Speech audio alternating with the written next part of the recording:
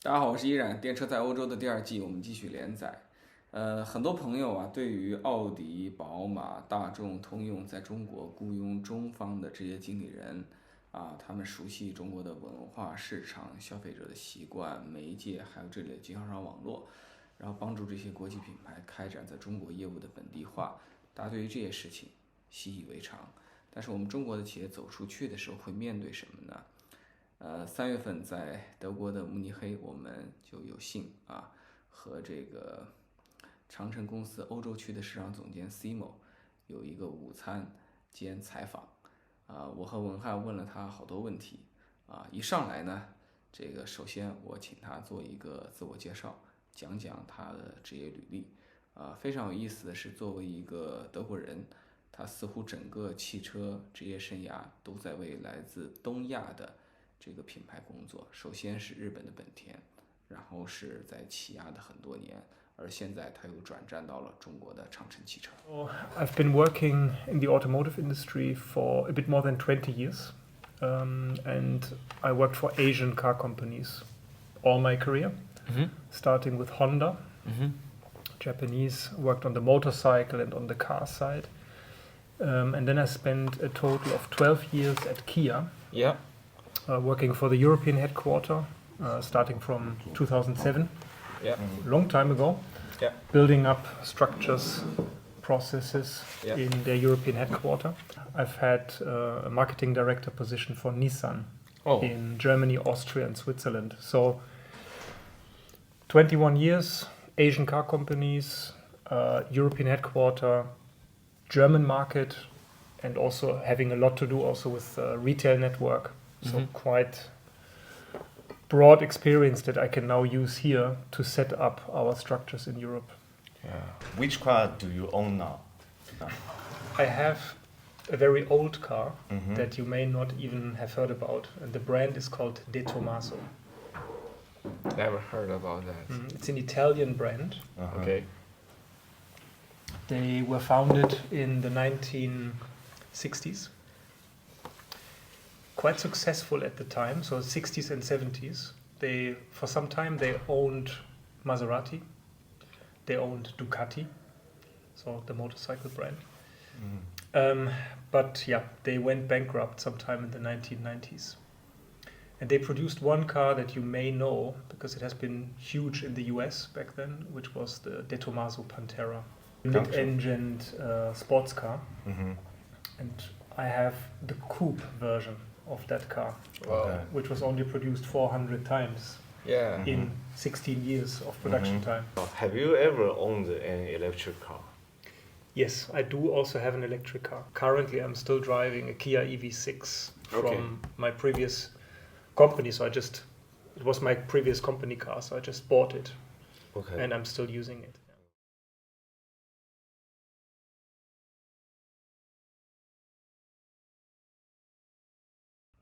接下来我就问 Simo， 这个长城的两个品牌欧拉和魏在当地市场该怎么实现从零到一？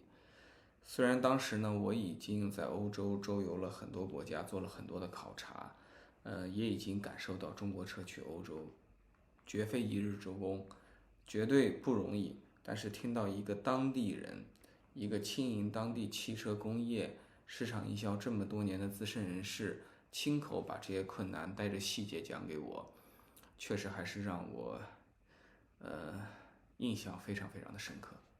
大家看看他怎么说。My question is that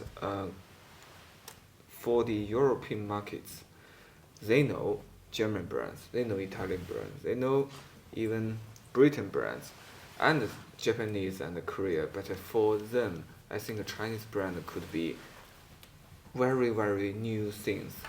So how you gonna build up the brand image and try to be different with our Japanese and Korean neighborhoods? Yeah. So first of all, I think what you experienced is, even though you just interviewed one person randomly, is pretty much what you will find if you interview more people. Yeah. I guess so. People, and even if you would talk to someone in the automotive industry, people do not know the new Chinese brands. They may have heard of one or the other, but they will be confusing them. They couldn't tell you what kind of models they have. Yeah. And if you go to the broader public, so you spoke to just someone from the public, they will even confuse Japanese, Korean, Chinese. And I have the same experience from my time at Kia. Even though, of course, some people in Europe see China critically, so that has political dimensions, there's economical dimensions. It's this West-East kind of thing that has been there for decades. You will not erase that from people's head. But generally speaking, when it comes to consuming a Chinese product, even a car, which is a high investment product, most people are relatively blank sheet of paperish, if you know what I mean. Some of the worries that people have, because when Brilliance, Landwind, and also Great Wall tried 15 years ago to enter the market, they failed just because of that, because their cars were unsafe. I knew this story when we at college still. Yeah. It's an old story. And this is still in people's mind. They want to believe, especially in this market, Germany, that German cars are the best cars. And they will be the best cars. So this is a strong belief, because our industry is huge. Many people work in the automotive industry. We invented the automobile. So this is what people like to believe. So we need to overcome these, let's say, historical knowledge, because people went like, this brand for me has like a cheap image. Can I trust in Korean cars? Back then, Korean brands were not high quality brands, or at least the perception was in Europe was different. And this is how they gave a rational argument, first of all to themselves, but then also, it's important, to their peer groups, friends, family, colleagues, because you need to justify when you buy, in our case now, a Way Coffee 01. People in your neighborhood, your colleagues, they will say, What the fuck is that? what happened? What went wrong? I'm exaggerating a bit, Did you lose your job? Do you have to, you have to downgrade because you were always driving this, I don't know, VW or maybe even this Mercedes? Even if it was a used Mercedes that these people bought, doesn't matter, they were driving a Mercedes. So now you drive this, I don't even know what it is. How come? I think in Europe, the road condition are very Complex. Italian has Italian situation, German has German situation. Southern Italy has different situation than Northern Italy. Yes. In Italy, when we do the driving, there is no line on the road. It could be 3 cars running together or 4. Depends on how you think, how you look at it. Race track everywhere. That's Rome. Even in Milan and Turin, many roads are like this. It's totally not like Germany. So I think the development of autonomous driving system could be quite hard. So is the language. There are tens of languages, so the voice command system could be more than 40. More than languages. 40. So we even have countries with 4 languages. In one country. Belgium. In Belgium 2, Switzerland has 4.欧洲的多元性其实是很多中国人他难以理解的，因为我们中国5000年来习惯了集中和统一，但是欧洲一直分散和多元。这个汽车作为社会中的一份子，实际上它在产品上、技术上、尺寸上，在造型上各个方面都会深受这个社会形态的影响。Simo 在采访中他说了一句名言，我不确定是不是欧洲社会流行的一个经典的话，他说这个世界并不存在欧罗巴合众国。这句话其实是暗指美利坚合众国是存在的，但是欧洲没有这回事儿。So, but what you said about Europe is completely right. I always like to say the United States of Europe do not exist. the United States of Europe. Yeah. Like the United States Yes. of America. Yeah. So the United States of Europe do not exist. And this is a very harsh reality for many companies that come from overseas, arrive here, I'm exaggerating a bit now, yeah, and believe that because we have the EU, everything is probably going to be kind of similar or the same. Is not. Yeah, we have all these languages, we have different legislation, we have different road systems, we have different cultures, we have very different topography, very, very different. And the market is super complex also from a legal perspective. Very, very complex. Strong customer data protection, for example. Yeah? Yeah. Something that is very different in many other regions of the world. Yeah? We probably have the most regulated market, at least in the Northern Hemisphere. Yeah? And also the road conditions you talked about, they differ from country to country. The rules are largely the same, but not completely the same. And when you turn left on a big junction in Munich, you have to do that differently than on a big junction in Hamburg. Yeah? So it's complex, I agree. And to answer your question, it would be not honest to say that this is not a challenge for the Chinese brands and manufacturers and companies coming to Europe. 除了欧洲的这种多元和复杂，实际上中国车企去欧洲还会遇到其他的一些问题，比如说用户的年纪差距很大，比如说他们对数据隐私的这种敏感性和我们完全不同。其实中国车过去不交学费那真是不可能的，这个反过来也一样。法国车当年来中国，就为了中国人到底喜欢两厢车还是三厢车这个审美问题，他交了多少年学费，花了多少年标致学龙才知道在中国要认真的做三厢车，对吧？德国车来到中国交了多少学费才知道要做加长。这个 Simo 还举了个例子，比如说宝马品牌到中国，它可能会相对更重视一个官网，对 APP 反而没那么重视，但是中国人非常需要一个好的 APP。相反呢，中国车去到欧洲，可能我们觉得 APP 是重要的，但实际上在当地非常多的用户真正去看车之前，他们需要一个非常良好的官网。And there will be a learning curve. Yeah? We will make mistakes in the beginning. How we design the utilization of the car. Yeah? Maybe too much in line with Chinese taste. Chinese new car buyers are very young compared to Europe. Yeah? Exactly. So a Chinese new car buyer is in his 30s on average. In Europe, in his 50s. Very different people, yeah? Very different culture, very different age, very different social status. And probably one could argue that some of the functions in our cars, the experience that you have when you drive, is probably still a bit tailored to what is actually requested in China and not so much what is requested in Europe.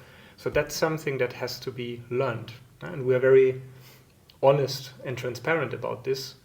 We need to learn about the European market. And the same goes for everything that's connected to the complexity, the different conditions, the different rules, the different legislations. This is why this company has started quite some time ago already to establish this headquarter to bring local people on board that understand this market in all depth and can actually give advice, recommendations and support this build-up process. But this doesn't mean that we will not make mistakes in the beginning, but that is what it is. Also, BMW probably made mistakes when they entered China, because they did not understand that a website doesn't matter in China and they didn't have a proper app. And here it's the other way around. We currently do not have a proper website because we focus too much on the app, which nobody really cares about. At least not in the beginning. Yeah, in China, a lot of companies didn't develop a website at all. I know. Yeah.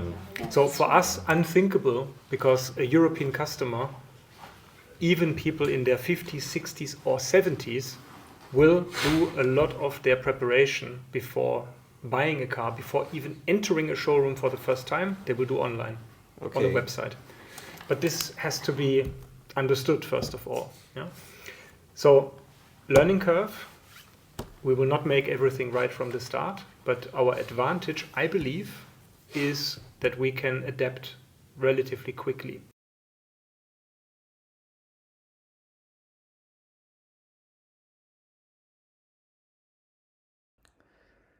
后来呢，我们又问这个 Simo 啊，同为亚洲品牌，这个日韩现在已经客观上在欧洲的汽车市场分到了一杯羹，而中国车才刚刚开始啊！而且实际上我们知道，日韩在其他的电子消费品领域，在这个漫画、在音乐、在电影等等领域，其实在西方世界的影响力都做得还不错。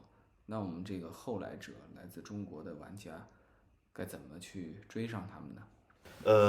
The Japanese products, I think that even the European people, they will had some good image of Japanese and Korean products, because Japan and Korea, they already built some reputation in other fields, like they have Sony, Panasonic, Panasonic, Samsung, yeah, for years. Hitachi, yeah. And for Korea, maybe the European young guys, they will know Blackpink, right?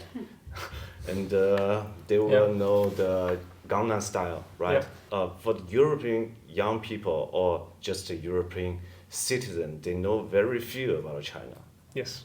So from my perspective, it will be super difficult to build a trust for a Chinese brand. How will you do it? In Deutschland convenience store, we can even buy comic book from Dragon Ball. Yeah. A Japanese. Yeah, or 火影忍者. Yeah, Naruto. Japanese comic are quite popular here. So yeah. Yeah, no, and you're absolutely right. And I think I'm too young to have experienced times when this was equally difficult in the European market for Japanese and Korean brands. I mean, Korea, I think I experienced, let's say the last couple of years where this was really difficult. But meanwhile, other brands have actually also helped Korean car makers to pave the way. So more and more companies, I mean LG, for example, Samsung, they have paved the way. If people know that they are from Korea, they have also helped to pave the way for the car makers. And the same goes for the Japanese, but that was already, I would say, in the 70s, 80s, 90s. But if you talk to a dealer, for example, from back then, so they're still the oldest Honda dealer in Germany, for example. They started operations sometime in the 1960s, or early 1970s, I don't recall exactly. They were fighting against exactly the same problems. Mm-hmm. The cars arrived rusty already in the port. They had started to rust before they were actually delivered to the dealer. They were already rusty. And people thought Far East products that can only be bad quality. So society has learned. Japanese, it took probably 20 years to really start having success. For the Koreans, let's say it took maybe 10 intense years or 15. I think for us as Chinese brands, it will take even shorter. I'm not saying all of the brands that are now trying to enter the market will make it. So that's not guaranteed. But I believe the openness in the society in general, and also the willingness to accept that quality can also come from other regions, especially at an attractive price, that has changed a lot. The openness is much, much bigger than it was 20 years ago or 50 years ago. But we need to have the right arguments. If you don't have a product that can either be superior when it comes to value for money, MG is a very good example for that. If you have that, you can succeed. They went from 0 to 1.5% market share in Germany last year. 1.5% market share doesn't sound much, but it's a lot. Yes, if you consider that 70% of the German market is taken by German company brands. So all importers, all of them, that do not belong to German companies, have 30% of the market to share amongst themselves. Japanese, Korean, French, Italian, American, Chinese, 30%. So they gained 1.5. That's great. But that was a value for money proposition and a broad lineup. We tackle on the other end. Yeah, we're not cheap. We're good value for money, but in the premium segment. And here you need product characteristics that are superior. But I talked about it before. Also, Aura obviously has, I think it's a bit of a different and more emotional positioning, but also they have technical features that you will not get in other cars at that price. And this is our way to attack. So I want to ask a quite straightforward question. Why do we position itself as a premium brand here? Because when I watched YouTube, I saw that the medium will compare the Coffee 01 to Mercedes GLE and the BMW X5. Why do you position the car to the BMW and Mercedes? Well, first of all, our positioning is a bit wider than that. Yeah? So I think this was our benchmark, and this was our reference, Volvo as well, especially the XC60. But I think it makes a lot of sense because the product offers a very similar quality experience in the interior, but also from a technology point of view, we are quite clearly competing with brands in the premium sector. However, at a much more affordable price. So from a position for a marketeer, this is actually fantastic because we can tell a real story about this. Yeah? We can position the car as, let's say, priced in the upper mainstream segment, but at the same time offering comfort, space, technology, performance, very similar or even on top of what the premium manufacturers do. So obviously our brand right now doesn't have any image, it doesn't have a premium image. This is what we need to work on. But quality-wise, technology-wise, we are on par. Sometimes even superior. If you look at our electric range, 146 kilometers in a plug-in hybrid, unbeaten. No one is offering that. So we believe we actually deliver against this promise of being premium. But at the same time, we're offering people who were not able to afford premium so far to enter premium because the price is maybe comparable to a Hyundai or a Kia in this segment. Yeah, I want to raise a simple question. What is the ultimate advantages for Chinese makers such as like Great Wall in this market? Yeah. So, learning curve, we will not make everything right from the start, but our advantage, I believe, is that we can adapt relatively quickly. We can adapt faster than some of the big, let's say, dinosaurs that we have in the market. And this is not, I don't mean this negatively. Yeah? I'm not saying dinosaur is, they will die out. Yeah? But I'm saying they have been there for a long time. They are quite huge and not so flexible. And I think this flexibility will help us. And the willingness to learn, what I said before. I have not felt any arrogance on the Chinese top management side here in my first 7 months. Arrogance meaning I hear what you say, but I don't care because I know it better. I have not experienced that a single time. We listen, we understand, and we try to make it happen. And this is what I think will be the success factor. They accept the fact that only together we can succeed. Because they know things and they can move things that I cannot know or move. In China, for example, at R&D, production, whatever, I cannot move anything there. And I'm also comparing to my last 20 years before. I think this is an exceptional quality that we have here. A strong willingness, an active demand even, to say and explain what is required and not to come in and believe that we already know, even though we don't. That differentiates us. OK， 我和文翰做完这次采访之后，其实感慨都还挺深的，因为 STIMO 是我们这次在电车在欧洲第2季遇到的少有的对西方和东方都相对比较了解的这个当地人啊，他是欧洲通，但他跟亚洲公司有过足够多的打交道的经验，在本田跟现代有超过20年的职业经验。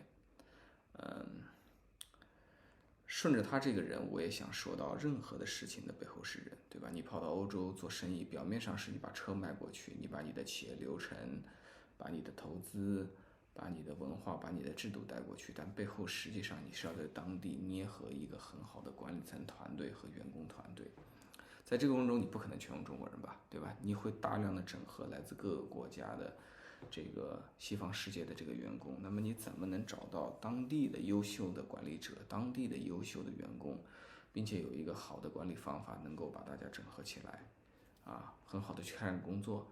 这个过程，你的语言能力，你的跨文化管理能力、沟通能力，你的这个流程是只适合中国国内的情况，还是能够兼容到欧洲？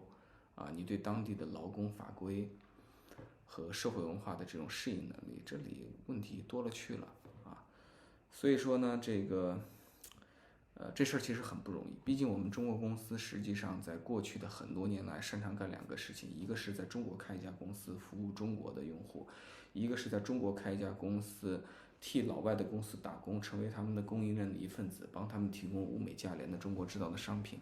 但是我们自己冲出去，在别人的地盘上去做生意，直接面对消费者，直接组建体系齐全的这个组织，然后正常的去开展工作，并且工作效率要达到与同行足以竞争的水平。这个事情对咱们来讲，其实是一个很新鲜的事儿过去干的比较好的就是华为先例并不是很多，我们在历史上并没有那么多像三星、索尼、像这个松下像现代起亚的这样的案例这个实际上我们的电影音乐也没有像日韩的那些同行那样真正的去走出去。所以出海毫无疑问对中国汽车人来讲是一件很新鲜的事情，是一件很有难度的事情，是一件需要下定决心做漫长的努力，并且平静而这个坚韧的去接受阶段性的学费和困难的事情这是我在这里想要说的话我们下期再见。